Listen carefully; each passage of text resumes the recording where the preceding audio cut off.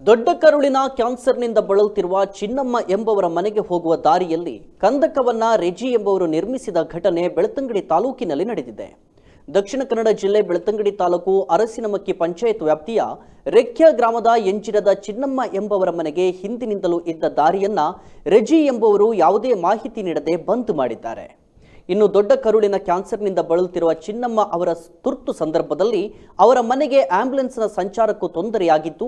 ಈ ಸಂದರ್ಭದಲ್ಲಿ ಸ್ಥಳೀಯ ನಿವಾಸಿಗಳು ಜೊತೆಗೂಡಿ ಅವರನ್ನ ಚೇರ್ ಮುಖಾಂತರ ಎತ್ತಿಕೊಂಡು ಆಂಬ್ಯುಲೆನ್ಸ್ಗೆ ಸಾಗಿಸುವ ಕಾರ್ಯವನ್ನ ಮಾಡಿದ್ದಾರೆ.